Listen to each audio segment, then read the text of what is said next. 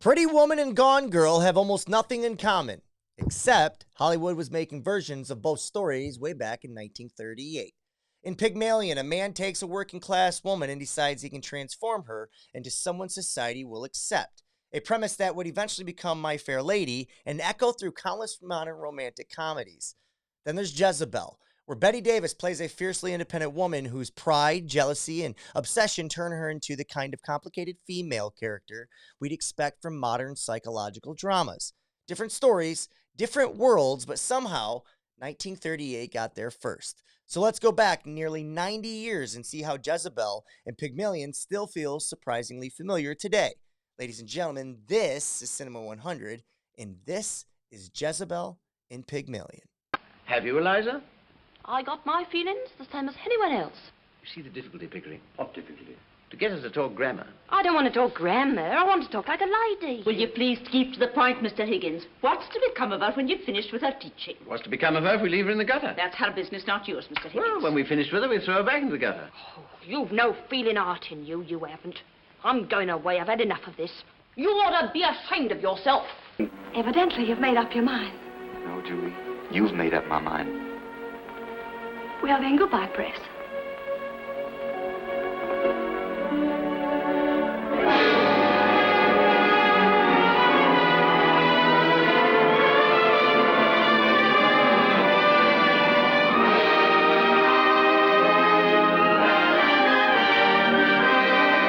The carriages are coming. The carriages are coming. Will, the carriages came and they delivered two movies to us this week, Jezebel, and the other one is Pygmalion or Pygmalion. Pygmalion? I like it. I like it too. Pygmalion. One starring Bette Davis and Henry Fonda. And then the other one, Will, with Leslie Howard, who both starred and directed. He was co-director here with Anthony Asquith. And then we get to meet a lady named Wendy Hiller, and we'll dive into all of the things in which she did in this movie. But Will, two movies, both having social commentary on their current, subcultures at the time. One's talking about 1850s New Orleans, old money. We'll get into that and stuff. But just a lot of things taking place, a lot of themes we're going to talk about with both these movies, a lot of themes talking about in Jezebel specifically too. Will, your overall watching and viewing experience with both these movies, how did you sit down and enjoy this particular double feature? Yeah, so I watched Jezebel first and then Pygmalion. Saw Jezebel one day and then Pygmalion the next, so I didn't have a back-to-back. And I was really worried after the first movie that we were going to get two duds, because the first one was a dud, in my opinion. So as far as my experience, I was glad that both of these were actually like available somewhere. I feel like we're getting to a place where these films are going to be like Criterion or HBO. We can start to think about that as part of our decision-making process of like, hey, this is highly regarded because it's on the Criterion channel, right? Sure. So, I was excited about that. I thought we got really good performances from both movies, but it's kind of the background stuff, especially in Jezebel, that I thought was really it was more miss than hit. This is going to be an interesting episode, Will. Because I agree with you. There was absolutely a dud out of these double features. But I'm not sure we had the same movie in mind. I will say this. So full disclosure, I 100% was on board with you for the first 45 minutes of Jezebel. I said to myself, if there's any subculture of people that I just don't relate to at all, or think about, or maybe I just disdain, completely, loathe the idea of, it's old money, deep South. You know what I mean? Like that kind of counterculture that watching them on screen do their thing, it just doesn't sit right.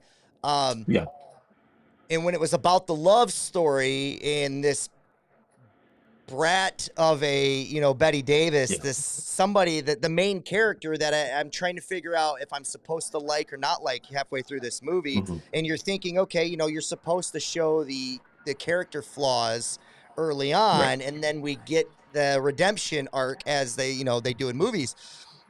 This movie ends up kind of flipping it and goes a different direction, and in my Hmm. opinion, saves the movie. It really starts breaking down a lot of, it talks about cultural themes. It talks about, there's gender themes. It's Mm. old structure versus new structure. Yeah. And I do think there's a lot to get into and a lot that we can kind of chew on. And I think the performances were great when they got there. So I'm with you. I really hated this movie up until about midway through the second act. And then I completely stopped thinking for about 20 minutes.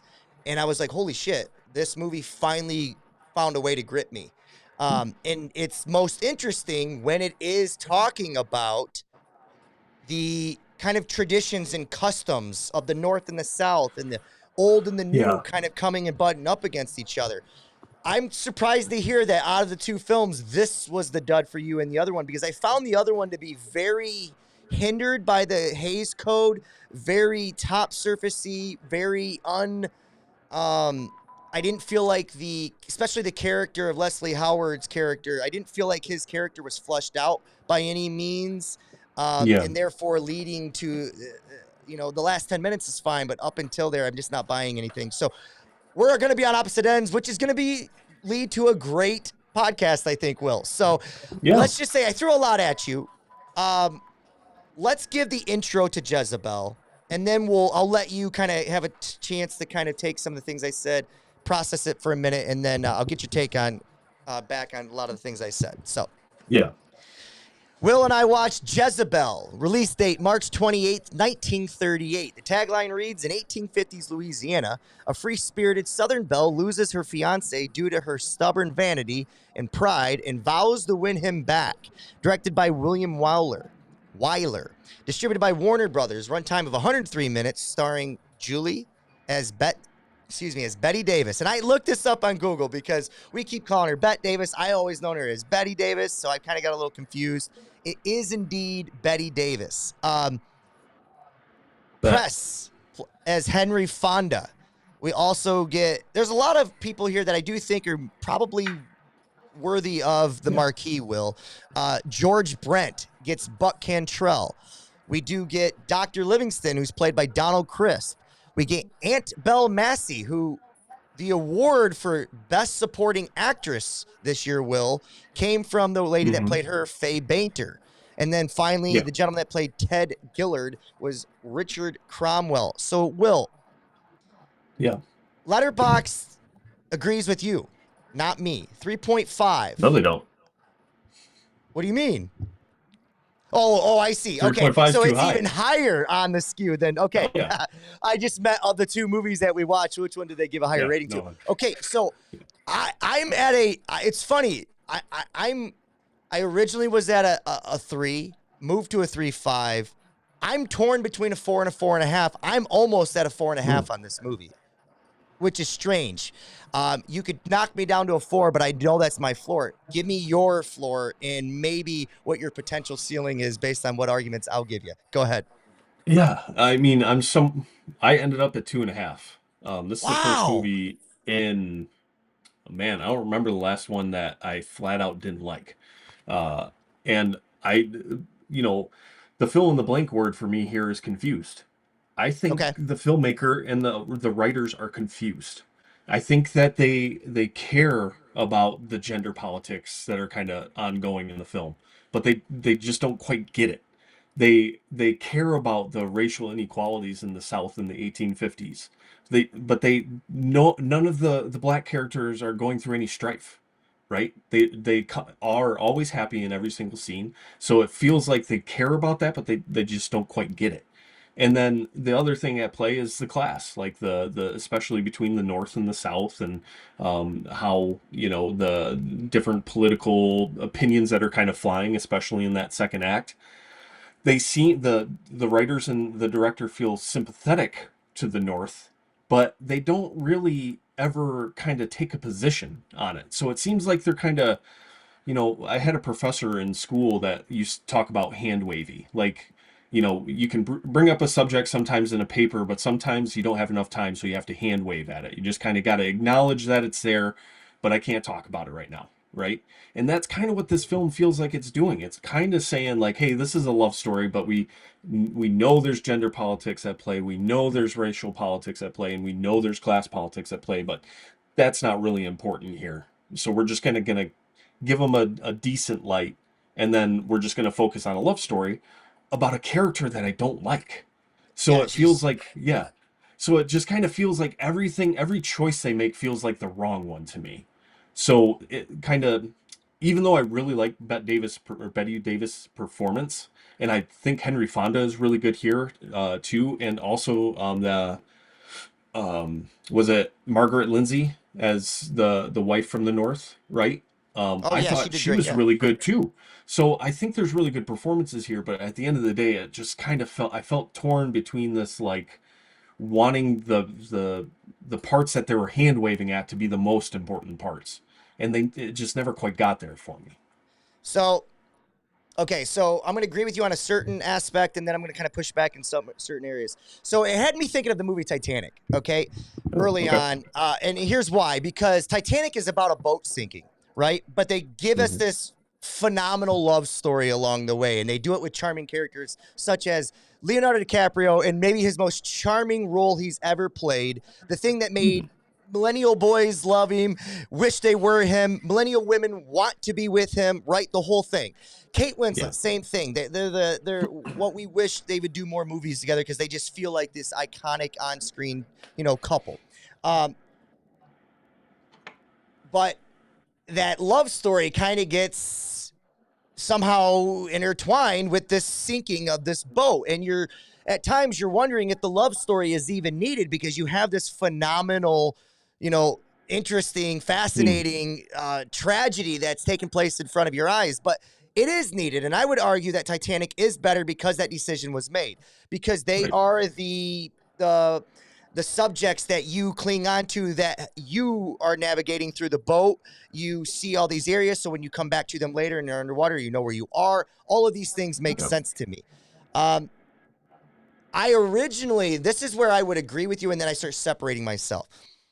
I at first thought the same way that you were thinking, because I felt like this movie was just going down this road where we were going to venture back to a love story, and they were completely missing the boat on everything. I think this Mhm. movie intentionally gets away from the love story, and I think it does it on purpose. But I will argue against my own thing that I think this movie would be better off if they never had the love story in the first place. Meaning, the love story can be there, but it can't be the main storyline, and it would be better suited, like you were saying, if this was more of a multi-character storyline where we are kind of interweaving with multiple people at a time, rather than just kind of through the lenses of Julie, played by Bette Davis, who does do a phenomenal job.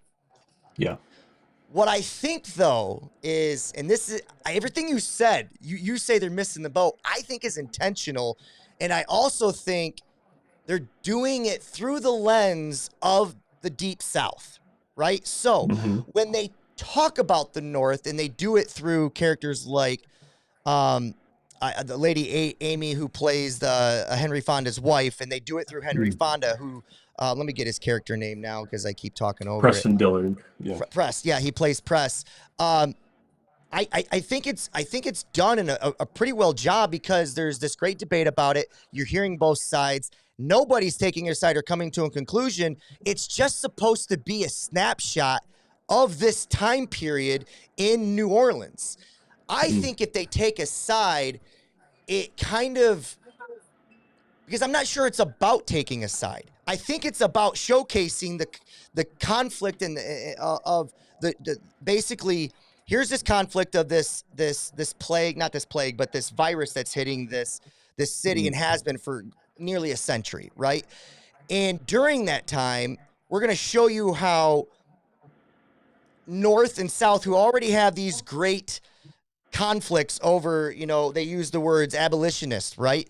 There's that conversation about race. Now they're talking about how they're handling sanitation and how they're handling these things, right? So like that's taking place. So basically it's just through characters like Buck Contrail, he is the most disciplined Old South character that we have. And it ultimately cost him his life because he's so deeply rooted in him and he refuses to buck that completely.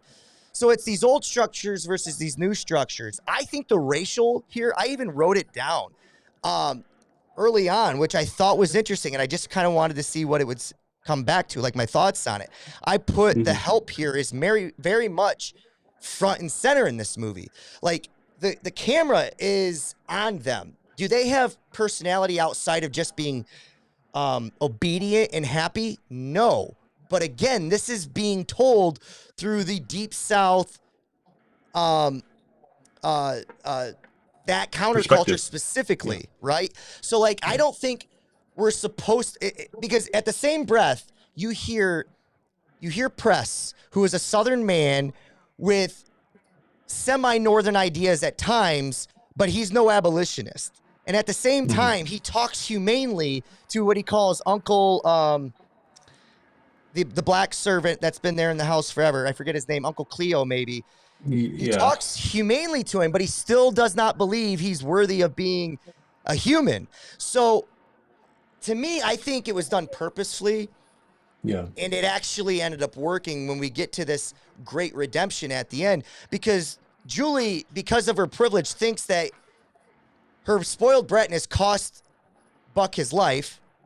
But now she also thinks that she can become clean again by just diving in and saving Press's life. And it's like only a privileged person could think that way.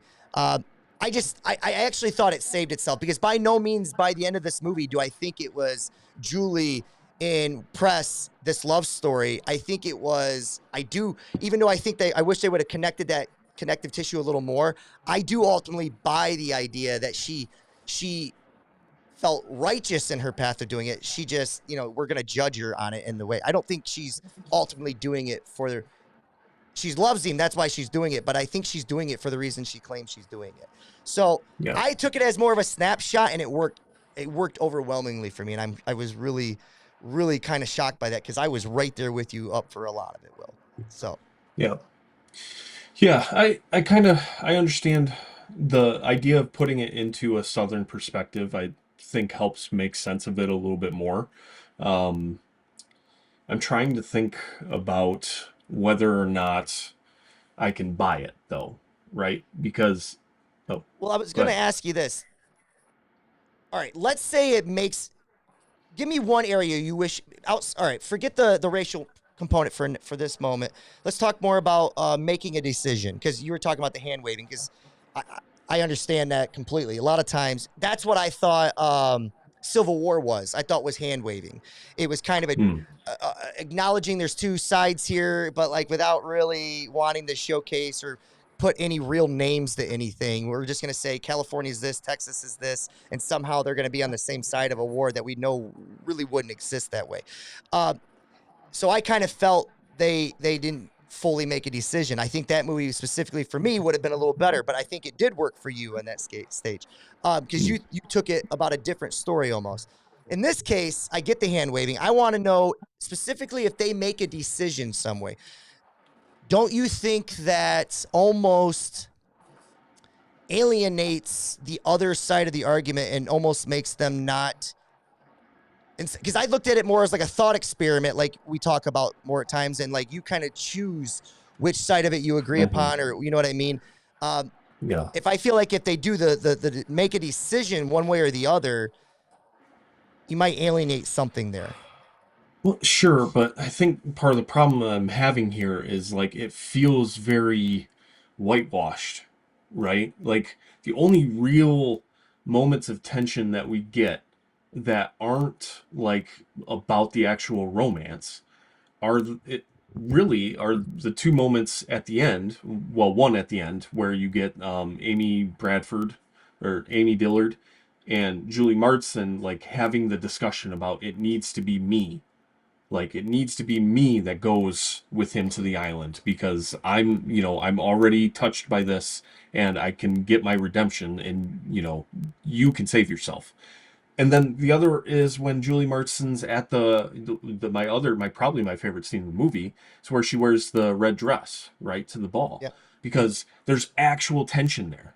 There's actual her taking her, individuality as a woman, going to the ball, inserting herself in there, and feeling that pain of being alienated because of, wanting something more than just being the Southern Belle, right? But they Yeah. never really go back to it, right? It feels like another scene that's just kind of hand waving again at like, hey, here's an interesting scene about this woman's individuality. And, at the end of the day, we're just going to mark her as selfish, right? Because that's how the movie treats her the rest of the way. And I'm not convinced that the movie actually is like trying to say, look at what happened to this woman in this movie. I think it's more sympathetic to the South because we don't actually get we don't get that tension along the way that kind of is abrasive and makes us think about it. It made me anyway want more from those situations, especially with the race, because there's not one single character in this film that takes any sort of abuse, black character, right? It's all hunky-dory. And I think, if that's going to be the choice, then it's got to be more obvious that the filmmakers understand what they're doing. And I never get that sense. So I'm willing to give the racial part a pass only for the time frame it was made, right?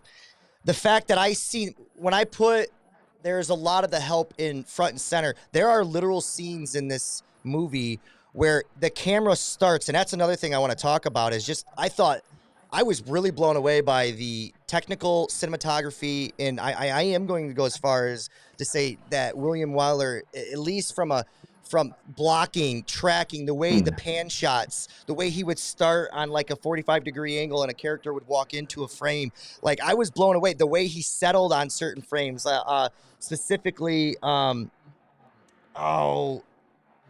there's a couple I could talk about, but doesn't really matter. I like the way in which he did, but early on when the help is bringing food, the camera starts right on them. Like they're definitely meant to be seen.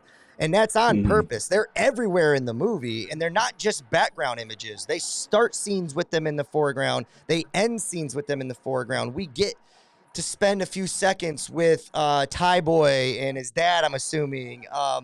And you just get that. So, like, I'm willing to give them a pass necessarily on not necessarily seeing, like, the thrashings or the talking down to, essentially, because I do think, and maybe I'm wrong, but like I do think part of the Southern way was the contrarian way of treating. It's like you are treating Uncle Cleo as a human, but you're not understanding. You're still saying he's not worthy of humanity. Like I don't think that they're sitting in the house berating it. I think over time they learn to love these people. Like, you know what I mean? I do think there's real understanding and relationship that they just can't get out of their own ideology. So like I'm willing to give the kind of that racial aspect a break. Yeah, with Julie's character, the thing that you say that's interesting is that early on they show her the rebellious nature, and I'm rooting for it, right? Because it's that stuffy bullshit of that these people who have nothing better to do other than just have shit ton of money and just create unwritten rules for themselves, and that's something I want to talk about here in a second. But just bullshit life, just things I will never relate to, and I'd have to come from money, and even then I would hope that I'd still have this greater understanding. Maybe not, but you root for her early on, but then you kind of see how it cost her. And what I like that this movie does is that it does abandon the any hopes for this love story to ever come back around. Because when Press shows back up and he's got a wife, and again, I'm thinking to myself, oh shit, he's brought this secondary character now, this wife from New York, and I should hate her because that's how most love stories, they should present this new character as somebody I hate. They don't. They make me like her. And she's reasonable, and she's relatable, and she's intelligent. And the good thing that this movie does is Press doesn't waver. he doesn't give in to her spoiled brattiness. He never does come back. And she wears the white dress. Like, to me, that was the change, is that she went the rebellious way and went against her own culture, and it ended up losing her the love of her life. And so now she's trying to make those changes, and it's not good enough because Press is his own man. He's his own thinker, and he just doesn't come back to the love story. So, like, I don't know. My favorite scene in the movie is between Julie and the wife. I agree with you there. I don't know, man. I felt like once they went outside and this movie became about structures, an old way versus new way, and all of those kind of narratives, it really clung on to me. And when he got with the mosquito, I knew that was good foreshadowing. I just thought they did a lot of things really well. So I want to ask you a question though, Will, because we talk about how stupid these customs are. This idea of you can't wear red when you're single, you have to wear white, all of these nonsensical things from that area. Can you think of things that unwritten rules that we partake in that maybe others would think are ridiculous, or maybe will think is ridiculous, or maybe unwritten rules that we did participate in that we now think are ridiculous, like this idea that you have to wear a tie or whatever, these custom structures, not laws, not that you have to drive 55, you know what I mean? But like things like that. Can you come up with any that we participate in that were ridiculous or that we think might be later on? The viral TikTok video, is that like is that a custom that we participate in? That's, if you're not actually doing it, then you're not, not quote unquote cool or whatever. Well, you're not cool anymore. You haven't been for 10 years. Yeah, though. I know. I'm trying to think, like, in high school, I was pretty, I was following trends, but thinking I was smarter than them, right? By like wearing pink polos, right? Like I always wanted to kind of go against the grain with some of that stuff. Like, the favorite color's got to be pink because it's, it's not supposed to be, right? But ultimately, at the end of the day, just kind of the counterculture has always been just another thing to follow. So,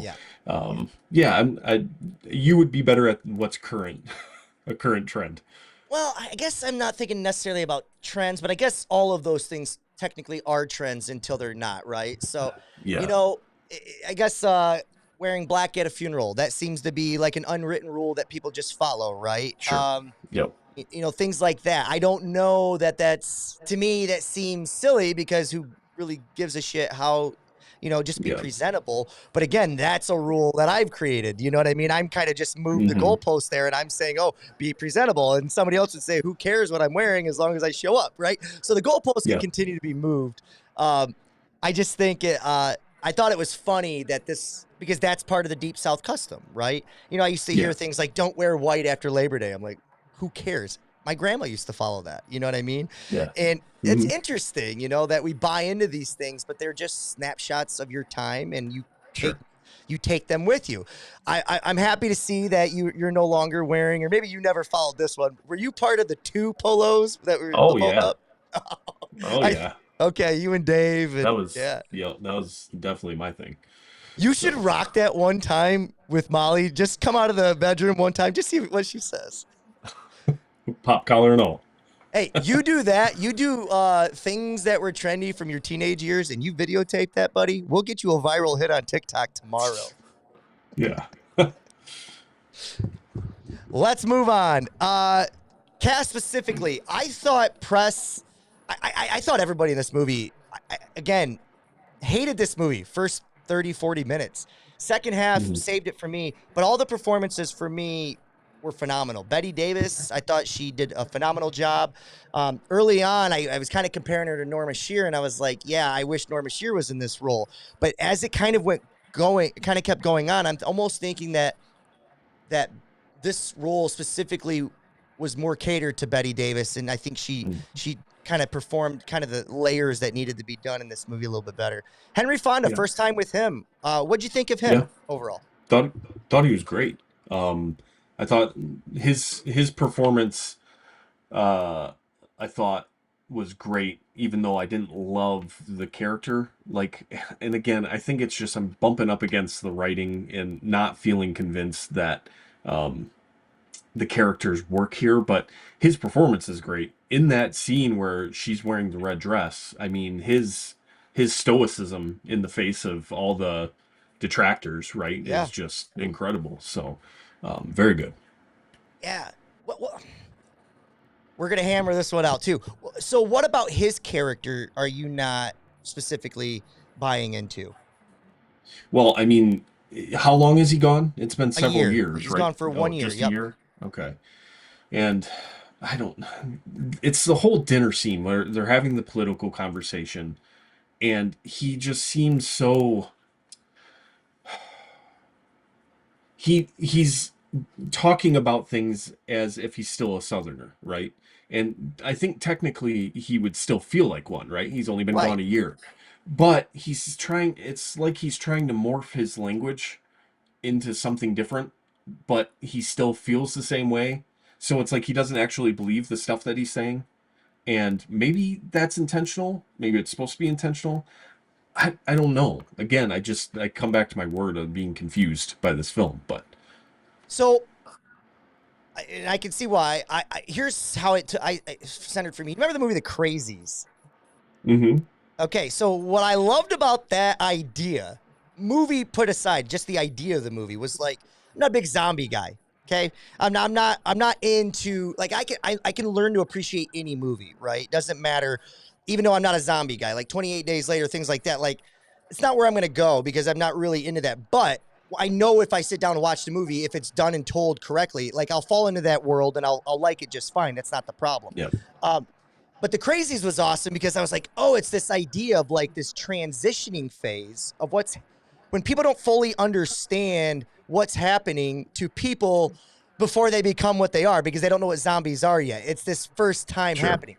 So what I love about this movie is that you get Buck Cantrell's character, who is Old South. He is the one that is deeply rooted into the traditions, the disciplines of it, and the whole thing. He can at the same time show you great discipline in his character and resolve by not resorting to any of these these types of disobediences in the social structures when anger comes upon him, like most emotional people. He's very emotionally gathered, right?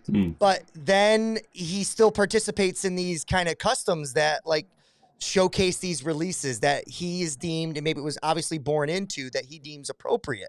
He's deep South.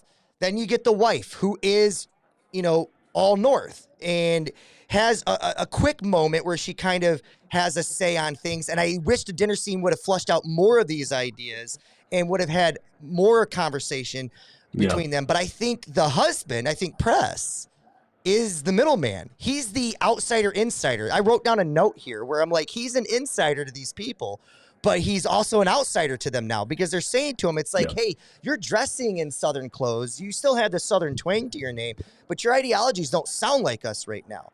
And if you go back to the first scene that he was kind of having moments of debate with all of the intellects in the South is when they were talking about the railroads and how money is, trades are being shipped to the East through railroads, and we're still using boats down here and we're missing the boat. So it's like he's kind of always had, not necessarily Northern ideas, but like he's the one that's most willing to grow as a character. Like he's the one in that deep South that's most willing to say, hey, look, I know we have these old school structures. I've been born into this and raised into this just as like anybody else.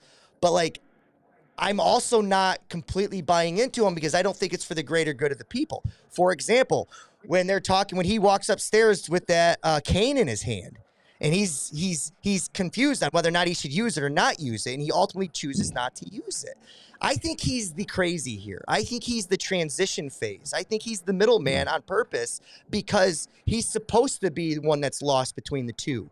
He doesn't fully know how to be in this world where his family and his life has been, but yet he's kind of leaning towards the North. because he also feels like he'll be ostracized if he goes completely to where maybe he's always been in his head and he just hasn't fully made it. Like he says, I'm no abolitionist. Maybe he's not, but everything you're doing, buddy, says you're an abolitionist, like the way in which you go about your life. So maybe you think you're not, but you really are, and you just haven't converted to like, you know, a Democrat who becomes a Republican, or a lover who becomes a fighter, or a fighter who becomes a lover, or whatever, just whatever it might be, somebody who goes to the contrarian side of the view. So I actually think what he did in this, I thought he was the most stuck to his actions type of guy throughout the whole movie. You know, I didn't quite understand his beef with Buck early on. I don't think that was like explained all that well early on, because they just seem to have like a moment of contention, and you think it's out of jealousy over Julie, but like there's got to be something more there. And I think we're supposed to be led to believe that there's been more conversations about old structure, new structure previously, and that we just weren't a part of it. So I don't know. I thought his performance was really good. His stoicism during the dance scene, which now I take that back. I think you're right. That's the best scene in the whole movie, is the tension in that room during the dance scene. So, Will, modern day recast, bud. Modern day recast. Who'd you come up with? Let's see. Modern day recast. I went with Adam Driver for Preston Dillard. Okay.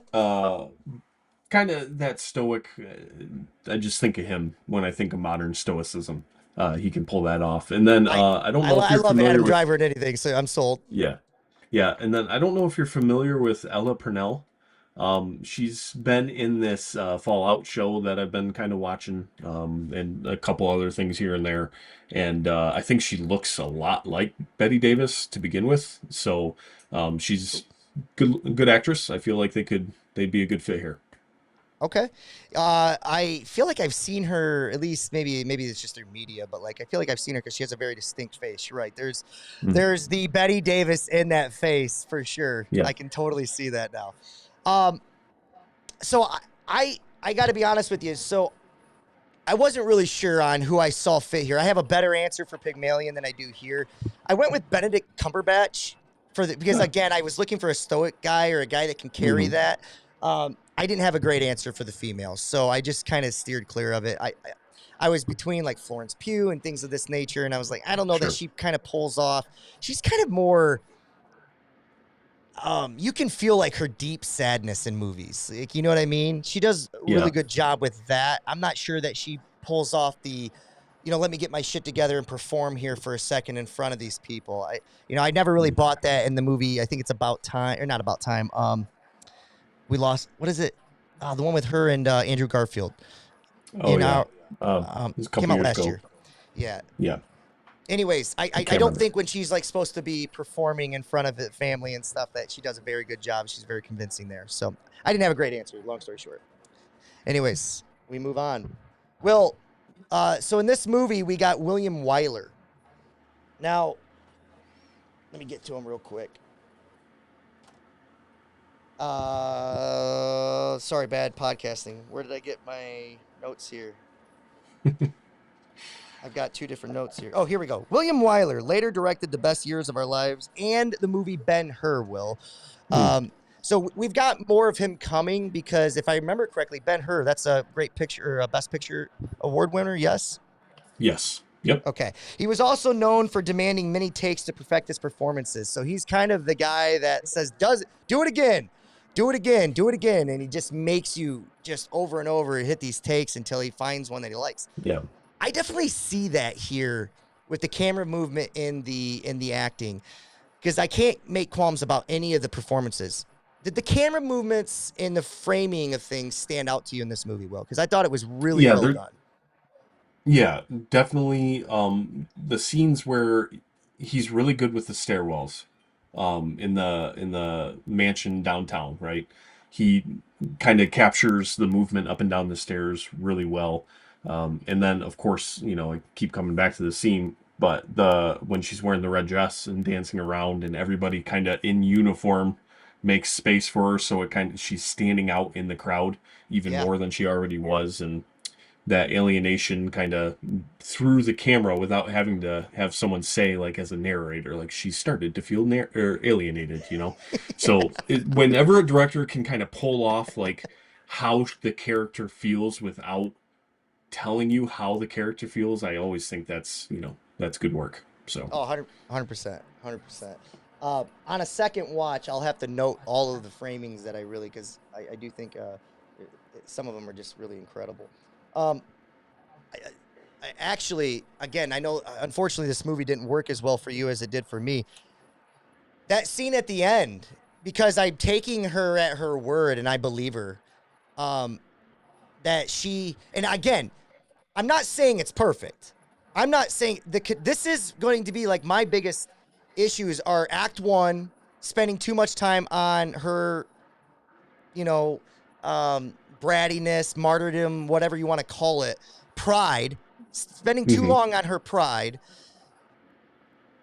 Ultimately, I do think it's effective because we're trying to get this redemption at the end. I think we needed more connective tissue to get this redemption arc to believe what she's going for. But because it did ultimately work for me, that final scene where she's sitting on it, we got this swell in the music and all of the streets, you know, because I do think it's becoming a commentary on something else, which is the structures of old and new.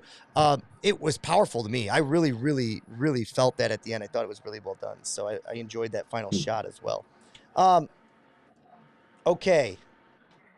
Anything else about this movie before we move on to the next one, Will? No, I think that's it for me. Okay, Will said I gave a great argument. We went from a 2.5 to a 4.5 like that. We finally agree. Let's talk about the next one, Will, if we can, because we're going to have this same battle except in reverse now, I feel like. So let's do it. Let's do it. This movie, Will, was called Pygmalion. Do you know what Pygmalion means? Well, I guess never mind. I thought I was being intelligent. They told us at the beginning of the movie. Never mind. I kind of had a short-sighted. I thought I Googled that, but it was in the movie. So never I did mind. not before. Yeah. Pygmalion, release date, October 6, 1938. Tagline, a phonetics and diction expert makes a bet that he can teach a Cockney flower girl to speak proper English and pass as a lady in high society. Directed by Anthony I'm killing it. Anthony Asquith and Leslie Howard. Distributed by MGM. Runtime of 96 minutes. Starring Leslie Howard, who played Professor Higgins. Wendy Hiller, Will, we're new to her, played Eliza Doolittle. And Scott Sutherland, who played Colonel Pickering. Letterboxd rating of a 3.7. Rotten Tomatoes, 100%. So, again, they don't agree with me. I've given my reasons for why I thought this was falling flat for me. I gave this movie a 3. Didn't go as harsh as a 2.5, but I did fall it on a 3. Where did you give this one? I'm somewhere between 3.5 and a 4. So still definitely a film with flaws, and I think kind of similar flaws in certain ways to Jezebel, because I think that by the time you get to the end of this film, you start to understand Leslie Howard's character a little bit better. You start to understand all his insecurities, and do we end up finding where he comes from? I don't think so. Or not, but it's got to be somewhere similar to her, right? To where Eliza Doolittle comes from, because he has a very, he's so insecure about his character and his treatment towards others being quote unquote equal, and by the time you get to the end, I think it finally makes sense. His character finally starts to make sense, but they just take it too long. It's too long. It just, it's similar to Jezebel in that regard, where it takes too long for me to like Bette Davis. It took me too long to like Leslie Howard. But the difference here for me was the rest of the film was likable. Like, the interactions between the characters was more likable for me. I thought Wendy Hiller was kind of incredible in this role, being able to switch back and forth as she kind of grows through the system of Professor Henry Higgins, right? And by the time you get to that third act where her father comes back and is well off, which I thought was hilarious, like a hilarious little twist. It all started to it all started to kind of like glue together for me as far as the performances go, and I felt like it wasn't trying to be as, I don't think it was trying to get into the depths of like it wasn't trying to do as much as Jezebel was. So I felt like it was a little bit more focused in that way. The movie's definitely way more focused, right? So it's got a mission and it sees it through. I just question like the mission. For example, it made me think about A Lady for a Day. It made me think of She's All That.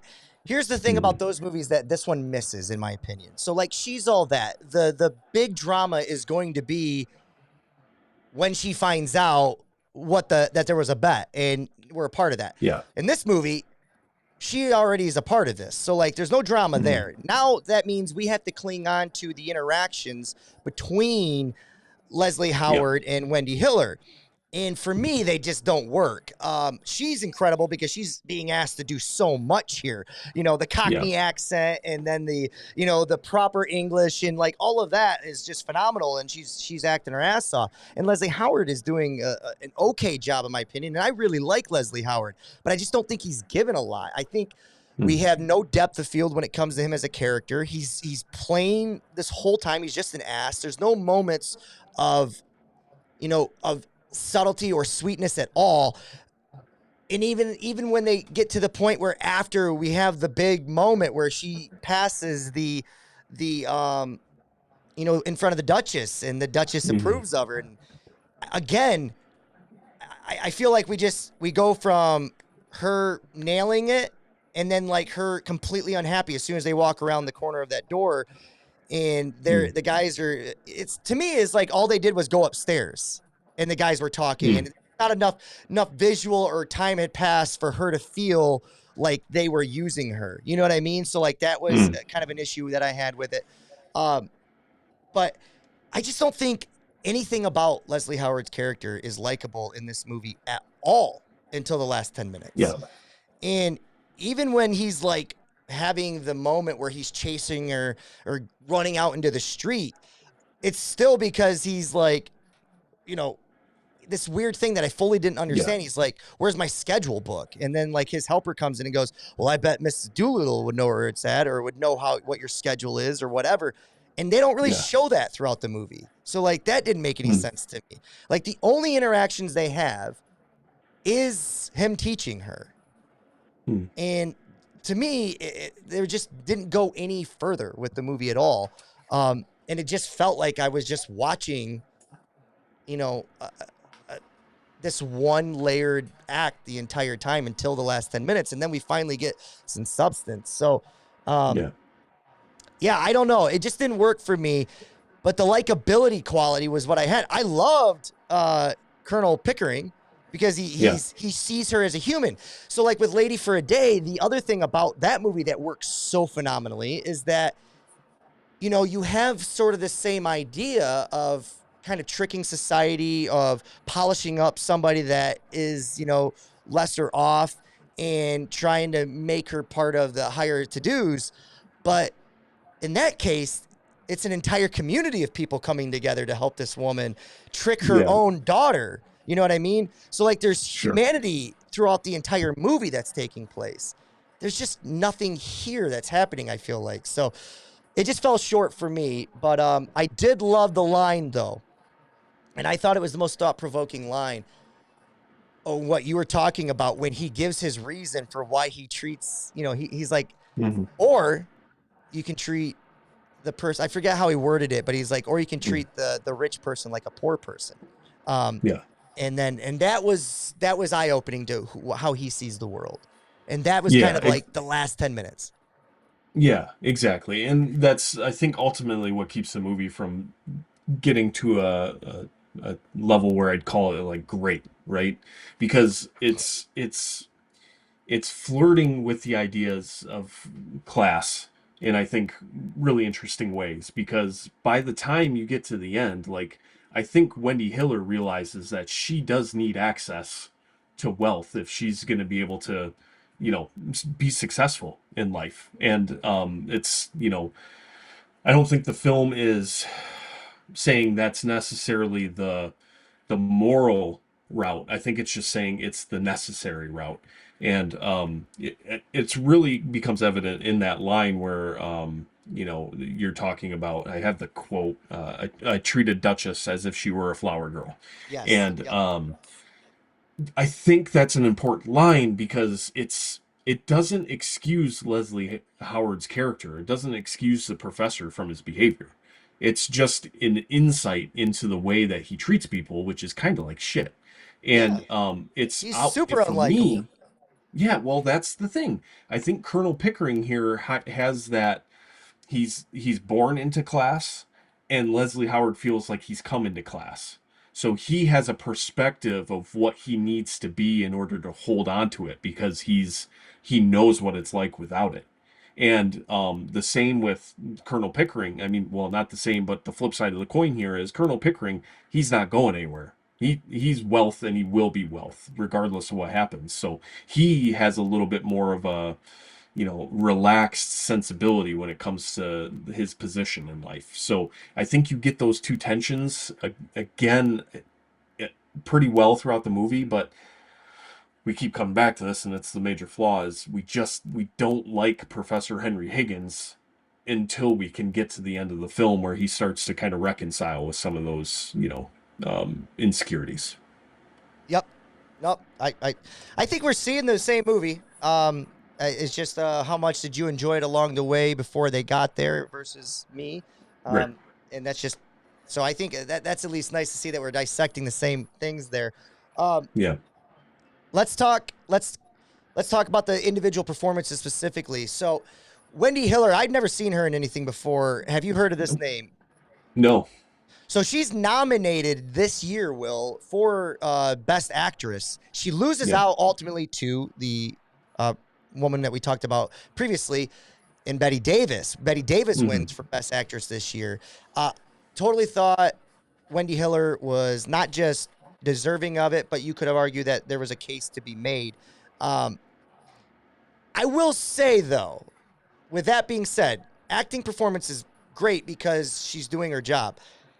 I kind of found the movie a little obnoxious at times because, like, I think there's times I think they think they're being clever and cute. I think there's moments we're supposed to laugh at the things that Leslie Howard or Professor Higgins is saying, and I don't really think they're funny. And maybe they were then. But I also think this is a lower quality film movie. You could see a lot of it, or maybe it's just lower quality preserved compared to Jezebel. Maybe that one was more preserved Yeah. because you can kind of see a lot of the jump cuts and even the there's like a graininess that comes in at times. And maybe it was just on my end. I don't know if you've seen that. But I also like some of the shots, like the close-ups that they did early on, it felt very amateurish to me. So like there was some other things that stood out to me that I noted that I don't want to note, but I note them. So I'm just like, oh, that stood out. That stood out. So there were some other things. But as far as the casting goes or the performances go, Wendy Hiller was good. And I hope that we see her more. She lived to be until 2003. So she lives to be 90 years old. So. Well, there you go. There you go. Modern day recast, Will. So I went with Renee Zellweger for again, early days kind of, but I see her in this role. I kind of see her like she can do little accents a little bit here and there. And she can kind of give it back to the main men, what was the movie that Princess Bride? Is that her? No, I'm sorry. That's not her. That's Enchanted. Enchanted. Yeah. Thank you. You're so she's thinking of kind of Enchanted. done this a little bit. And I could see her doing a Cockney accent. So I went with Renee for her. Okay. Well, I just went with the obvious. I went with Freddie Prinze and Rachel Lee Cook. It just felt like the right move here. No, I mean, I can see Rachel Zellweger. Amy Adams kind of comes to mind a little bit here, She'd be where great. she's got that. She could do the the down and out and the upper class roles. So she would probably do it better. She would probably do it better than Renee Zellweger. But when I think of Renee and Amy Adams, like Amy Adams is clearly a better actress, or at least has done more that we can critique and say she's worthy of that. But I do feel like those two kind of are in a similar like category of style of actress. So. Yeah, that makes sense. So, and I didn't really have any thoughts on Leslie Howard's character there. So, No, but he looks so. Well, that's a doppelganger. I'll save that until we get there. Pygmalion.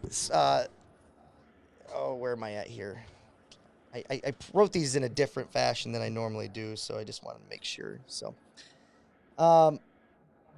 okay. Script was written by George Bernard Shaw, adapting his own play. So this was again another one that was an adaptation. Shaw won the Academy Award for Best Screenplay this year, so he does win for kind of reworking it. And then the story later was adapted into this little musical. I'm not sure if you've ever heard of it or not, Will, but it's called My Fair Lady.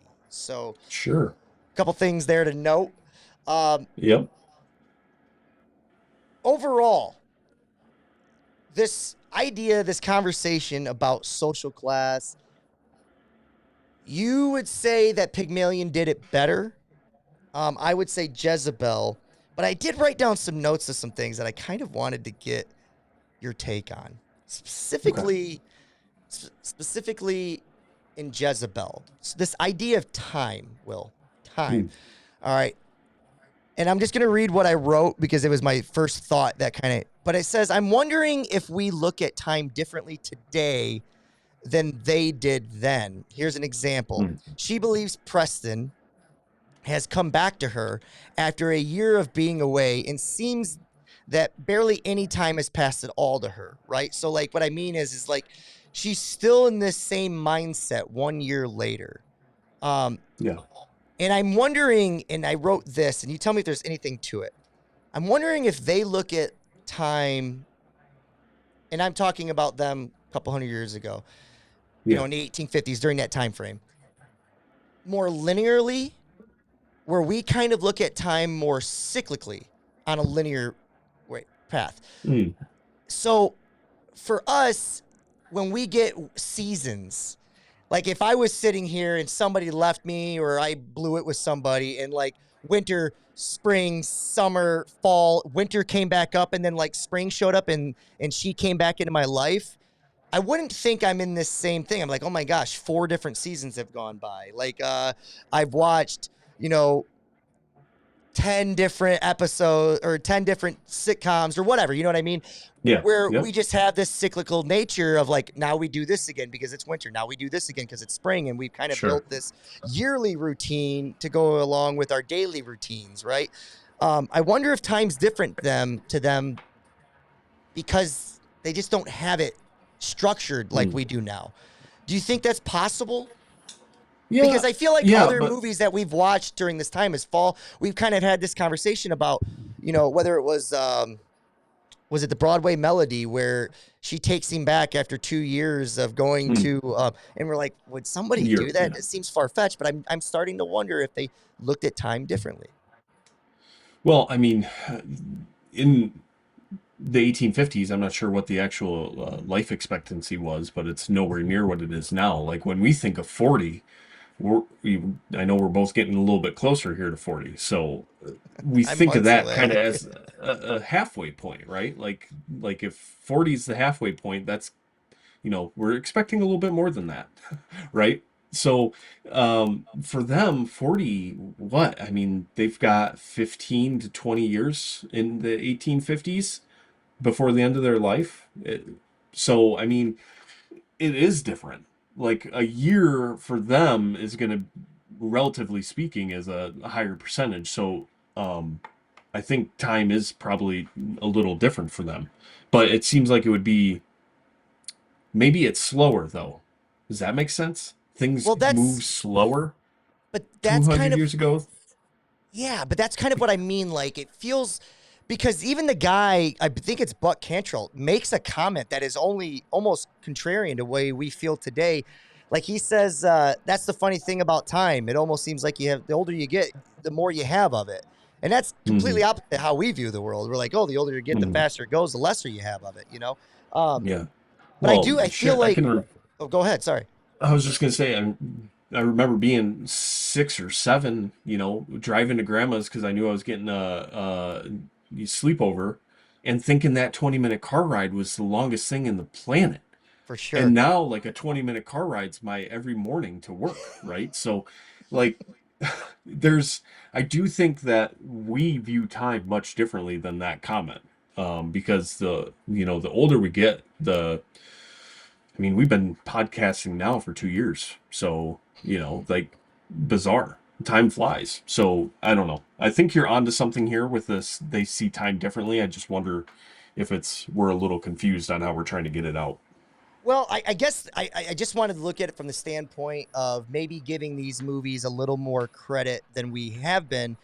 Because of that, it's like somebody goes away and comes back in a year's time and they haven't, sat down and watched an entire season of something, or, baseball, football, basketball, back to baseball season. You know what I mean? They just sat there and nothing happened. And then all of a sudden, because it's almost like they don't come back. You know what I mean? There's no cyclical nature. They don't come back to anything.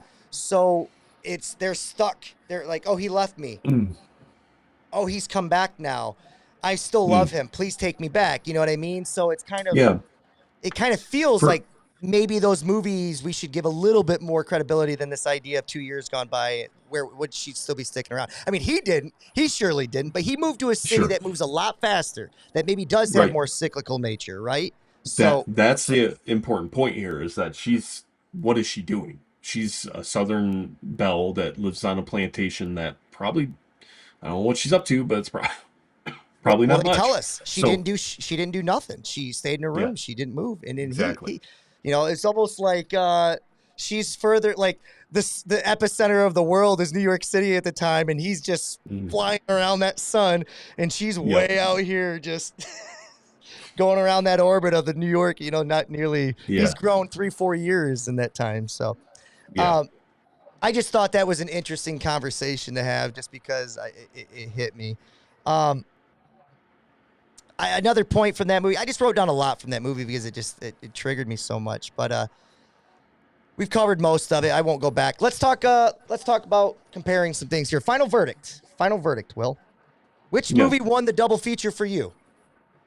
Well, for me, it was Pygmalion, but I think you made some fair points about Jezebel. That maybe if I went back and rewatched with a little more keen of an eye, I end up liking it a little bit more. So I think as of right now, Pygmalion's my winner, but I think you make fair points. So fair enough, my friend. Fair enough. I went obviously with Jezebel there, but which one do you think? I found this to be interesting.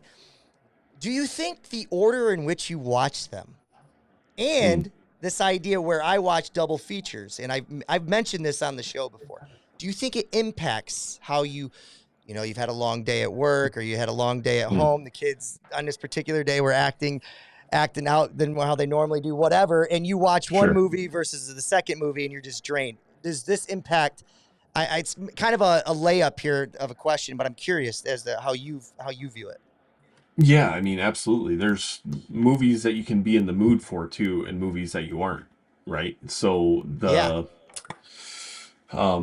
being, if you are in a mood that's kind of like, you're not quite sure if you're ready for a movie, but you're watching it anyway. Maybe the faster talking movie that comes from a play, like Pygmalion, just kind of hits a little bit better because it's moving at a better pace for you at that time. So there's definitely potential there. Dude, this is such an interesting case study one, because I really did not like Pygmalion, and you had the same experience with Jezebel.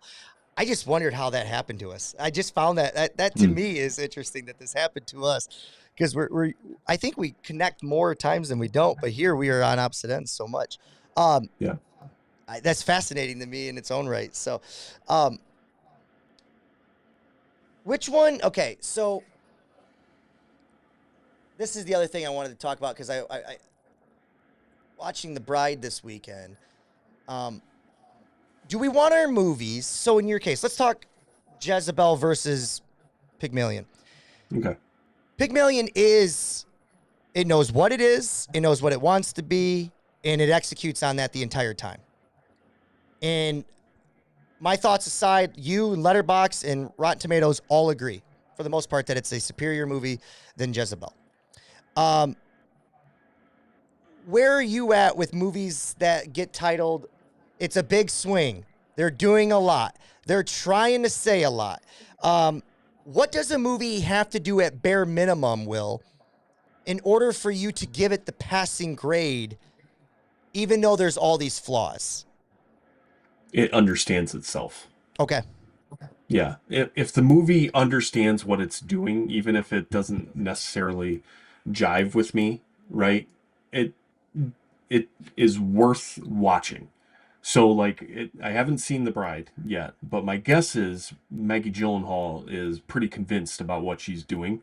And she's, when you take a big swing and you know what you're doing, you're going to miss sometimes. So maybe the movie's not perfect, but it's going to be towards something. It's going to be towards the vision that she has. And as long as you can execute on that, it's like Saltburn. Saltburn is not a perfect movie, but she knows what she wants from that movie. Emerald Fennell. And Yeah. I haven't seen Wuthering Heights yet, but I bet that movie has a direction and she knows what she wants from it. So as long as the creators and the actors are all rowing in the same direction and the movie is, on the path that they want it to be, for me, it's going to work well enough to watch. That's a fair critique. Yeah, that's a fair critique because I'm not sure I've even flushed out an answer to my own question. I will say I can draw, what do they say? I can fall victim to big imagery sometimes. The trailer for The Bride, I'm like, oh my gosh, I can't wait because it's like Joker Part 2 or Part 2 fully, you know what I mean? The imagery of it looked like it was going to be so compelling. It did not work. And I didn't leave there thinking it did work. With The Bride, I'm like, it worked more times than it didn't. You know what I mean? So like, I'm still excited to watch that one again. I want to go back and watch it on IMAX because I wish I would have saw it the first time in that. That's how I think you should view it.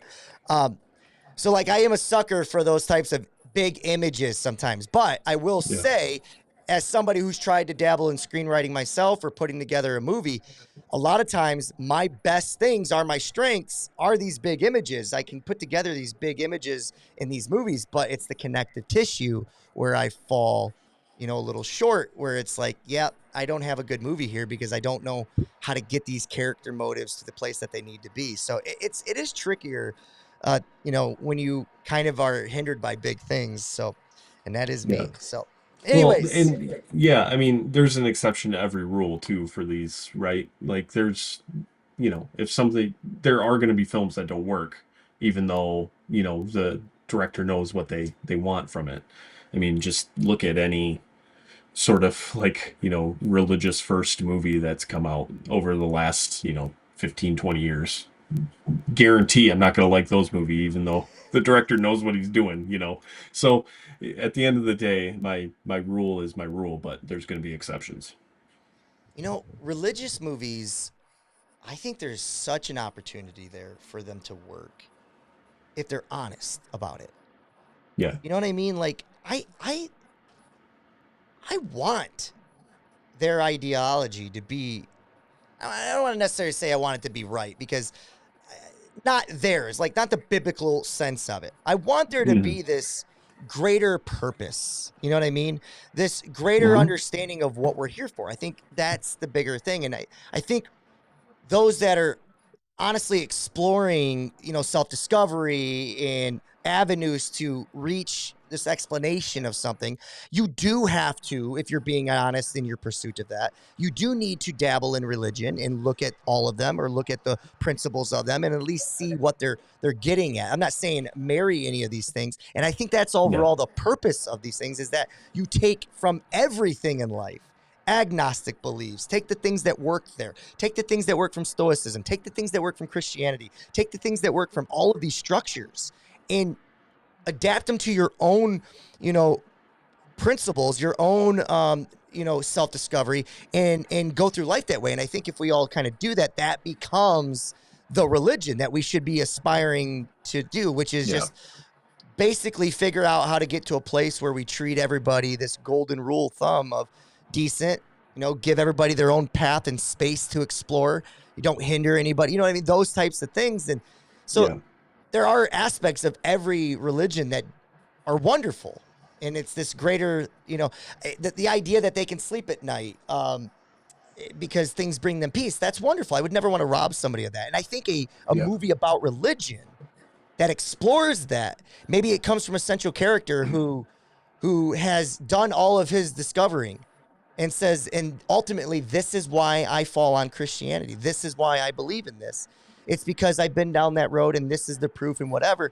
And if it's rooted in something that is seemingly real to human beings, I have no problem with that. I would almost love it. I don't need to agree with you, the main character, but I do need to be compelled that you authentically come to your conclusion. So I don't think there's enough of those movies. I think they're missing a whole thing. So. Oh, well, there's plenty of them if you look for them. There's not enough good ones if that's what you mean. Yeah, that's what I mean. Yeah. So. Yep. All right, Will, let's get to some quick hitters, buddy. Quick hitters that I've added a few other things in here. Best performance from any movie. Go. From these two movies. Best performance. Yeah, Bette Davis in Jezebel. Okay. Yeah, I think she deserved the win. So. I agree. I obviously we haven't watched any of the others. Sure. So far. But so far. We will get a couple others. So, memorable quotes that stood out. The quote from, I think is the one that I'll remember the most, even though it shorts me, is Doolittle's, or not Doolittle, but Professor Higgins when he's speaking about how he treats people. It was the one thing that when you're kind of canatonically watching a movie, and you're like, you're trying to be better than yourself, but you're just kind of sitting there watching it. Something happens that make you go, oh, it kind of wakes you up a minute. That line did that for me in this movie. I was like, oh, there it is. There it is. So. Yeah. Did you have anything? That's probably mine too. That's the only one I wrote down. Yeah. Hard-hitting questions. I have one, and it's it's super sneaky. Let me get to where I wrote it down here. Dr. Livingston. Okay. Yeah. Did he sneaky snort cocaine in the middle of that movie? I missed it if he did. Dude, you have to. He has he's playing with his nose in a weird way, and then he has a container that he wipes off debris into and closes it and puts it in his. You'll have to watch it again. Please watch this for 5 seconds. It's I want to say it's at the end of Act 1 or 2. They're sitting in a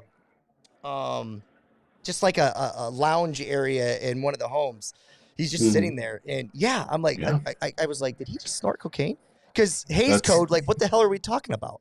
So, well, I mean, maybe that's just 1850s. Maybe that's the cure for yellow fever. Maybe. I literally don't know what else that would have been. So please watch that and tell me what you thought happened there. So. Okay. All right. Well, mine a little less serious. What do you think the club life is like on that island where all the yellow fever folks are going? Well, I don't want to give anything away there. So there was a scene in The Bride, so I'll go away from that. Okay. What is the club life like there? I'm trying to. I think it's as happening as maybe My Man Godfrey. A morgue? Oh, okay. I was just gonna say in the beginning of the movie when they're all kind of around fire pits and just dead. Yeah. Just fucking zombies. Yeah, that's kind of what I'm saying. Yeah. Okay, got it. Doppelgangers. So do you know Jerry Lee Lewis? The real Jerry Lee Lewis? You ever seen him?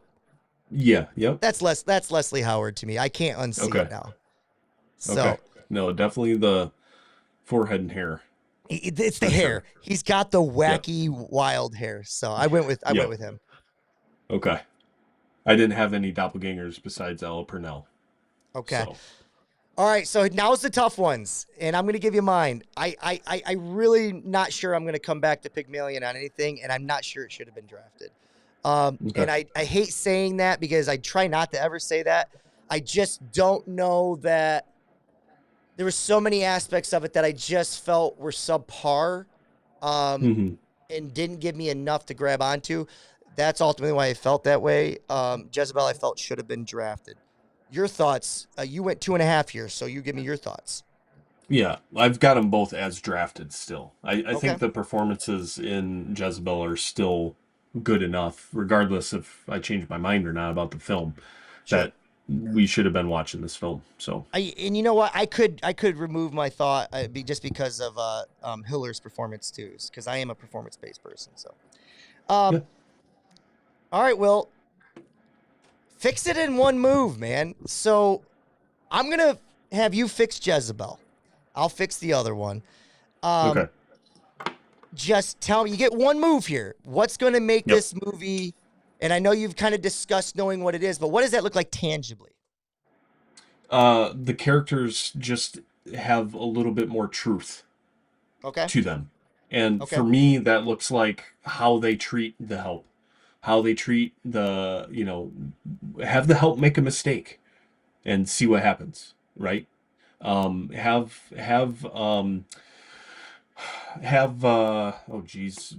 Preston's character um, come back to Betty Davis and have a little bit more. I mean, there is a little bit of tension in that one scene, but let's hear it out, right? And it just felt like everything. A little bit more truth gets me a lot further in this film. So Yeah. So, because you ever been in a movie or watching a movie where you're like, fight already? Like, yeah, it's on you. Again, just the way I saw the picture, I think it's them competing against their own like disciplines of the rules in which they've made in this society. Like, it's not yeah, ladylike to do that, right?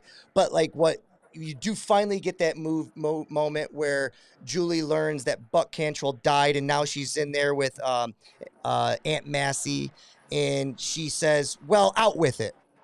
Just basically hmm say what you're thinking. Like, that was, I think, important. I wanted to ask you this question because it's the only time I can remember in the movie where the help made a mistake. And I'm just curious as to what your thoughts are after you said that, just what your thoughts are with why you think they put that in there. The only time they make a mistake in the movie is the young boy who's right, kind of scrambling around runs into one of the patrons yep, and immediately like bows and then runs out of frame. Just yeah, curious because they put it in there. yep, Why? And there's nothing that really comes of it. Do you yeah. think? Do you think that maybe something should have, added more to that scene with that boy, where maybe now the father has to sit there and kind of just watch his boy being lashed or whatever, or is that too far out the scope of this movie? It it might be, man. I don't know. It's tough because I'm not sure what I'm not sure what the movie's trying to accomplish Okay. because it's got so many different themes moving. Remind me, the patron that he runs into is not a main character, right? I think it's Ted. I think it's Ted, Okay. which is the Okay. guy that is on Hmm. Press's side and shoots Buck Cantrell at the end. Right. Yep. Okay. Who seems to be a little more grounded in life, but like Mhm. again, he's still. I think he's more on the spectrum with where Press is at, but not, fully in either direction as the wife Sure. or Buck. Um, Yeah. so like, I I don't guess. know. I don't know.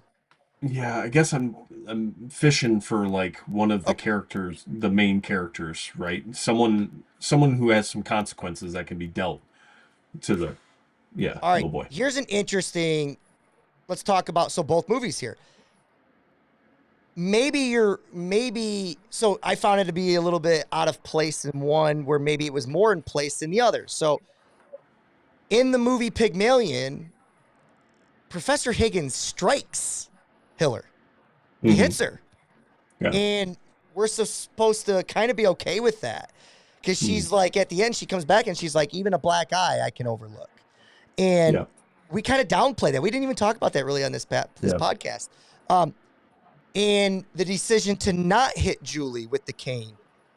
Mm. Do you think it would have been more served if Press is having these thoughts of Northern ideologies, but still gives in to, he does hit her. Would that have been better suited to the movie, you think, or no? Potentially. I think one of the things I'm having the most trouble with, honestly, is that the decisions I want to see in the movie maybe would be out of place, right? Because I'm not sure, maybe the confusion's on me with these characters, right? Maybe I'm not seeing these characters the right way. Because for me, it felt like the film feels like a film that's being made in the 1930s that sees the 1850s Southerners and wants us to be sympathetic to these characters, so they make them nice to the surrounding characters, but to each other is where the tension is, because it's on more of a personal level. But for me, maybe I want it to be more, I want these characters to be more dynamic in their interactions with the world. And maybe the film's just not interested in that. So it could be my not understanding the film.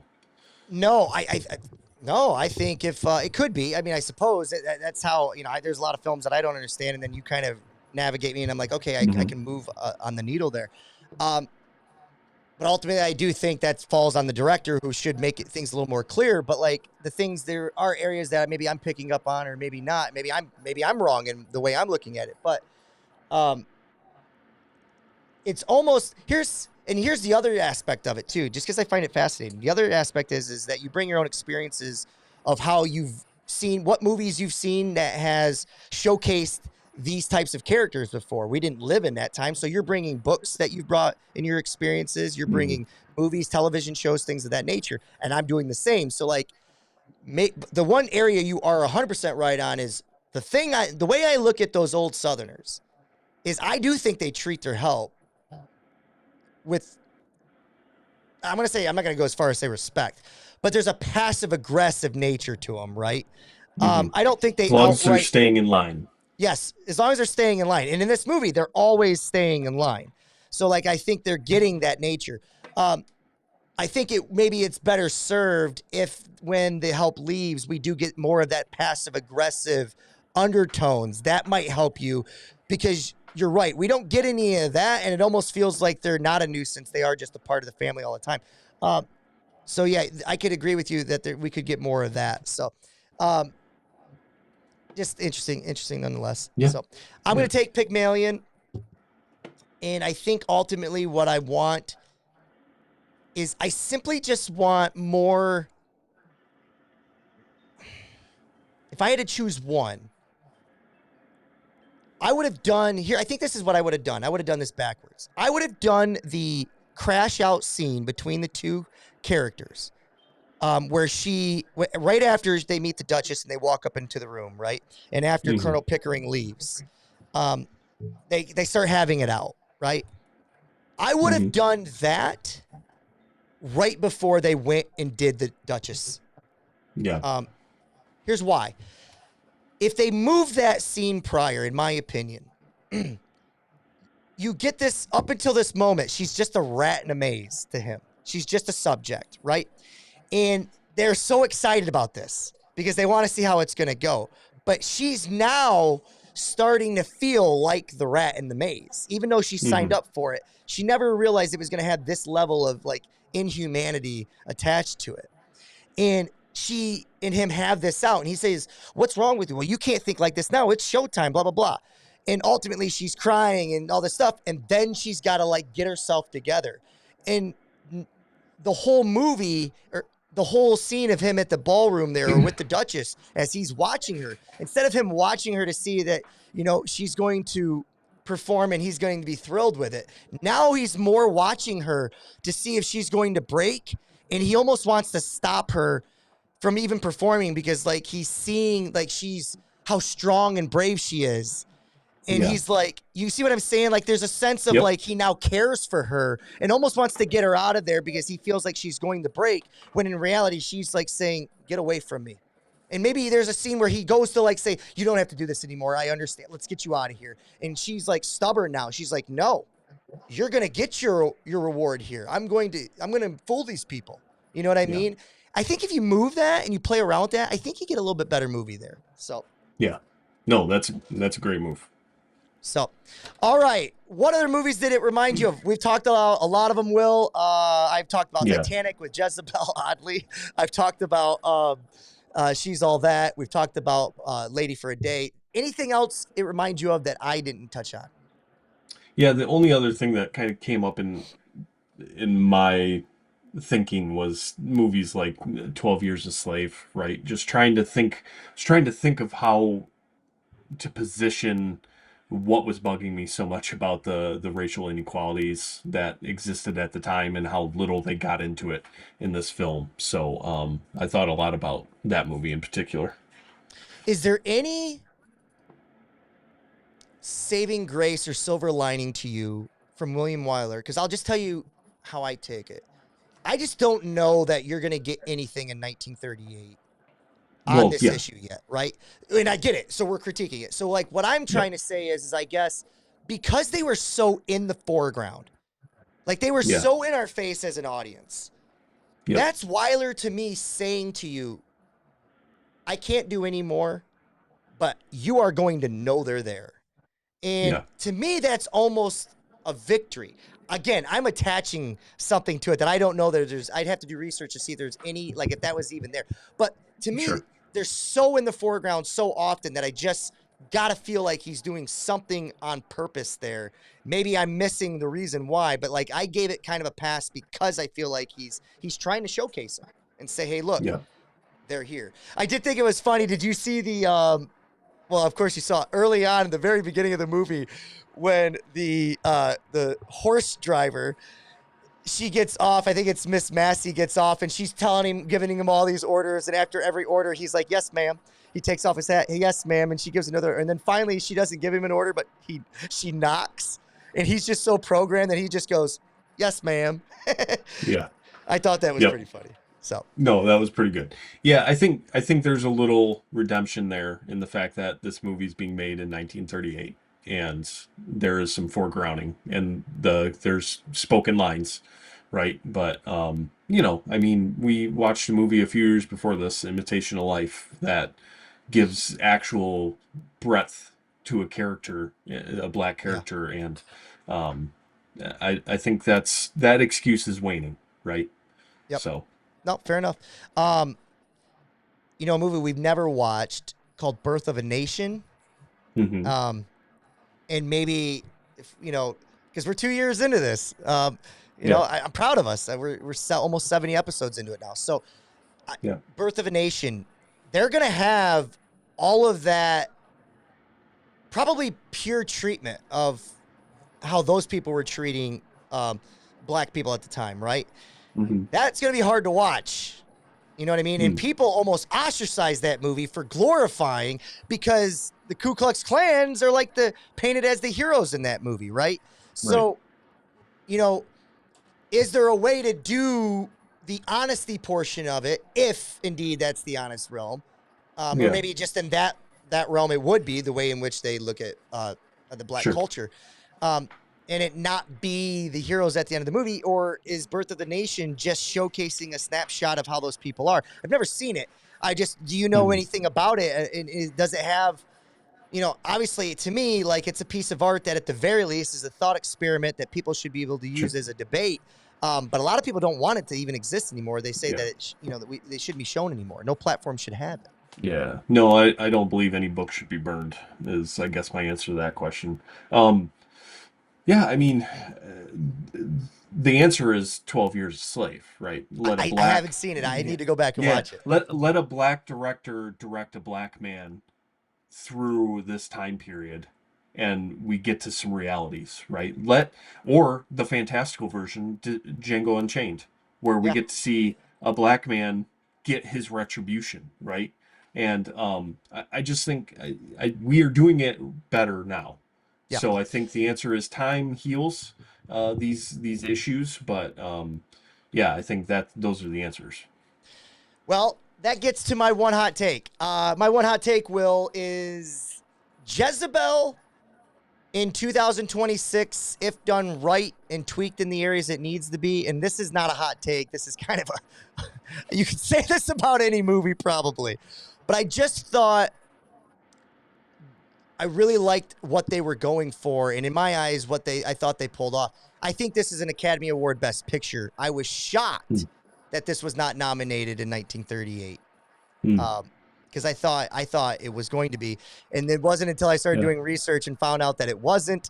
Found out that it was a 3.5. Found out that that you liked the other one better. That I'm like, maybe I'm alone in my island over here. So. Yeah. That's funny because my one hot take from that movie was worst best picture nominee we've seen, because So it was okay, nominated. it was wasn't nominated. It Okay. got nominated. Yeah. So yeah, I mean, I think we're just on seeing this film on opposite ends, but That happens. yeah, yep, it happens. So 10 years ago, I wouldn't have been able to accept that, Will. We'd be doing a 10-hour podcast until you seen it my way. yeah. But growth, baby, growth. All right, what do we got on the docket? What's coming up? All right, yeah. So our third double feature from 1938, we will be watching two films: Boys Town, directed by Norman Taurog, and Angels with Dirty Faces, directed by Michael Curtis. Yeah. Boys Town, when a death row prisoner tells him he wouldn't have led a life of crime if he only had one friend as a child, Father Edward Flanagan decides to start a home for young boys. And then Angels with Dirty Faces, a priest tries to stop a gangster from corrupting a group of street kids. So here's those religious movies we were talking about a little bit earlier, so we can try to find some faith in our lives and films. Yeah, perfect timing. Couldn't be needed more. So, rest of you guys know where to find us as always, and please reach out and just keep watching movies. We'll see you on down the road. All right, see ya.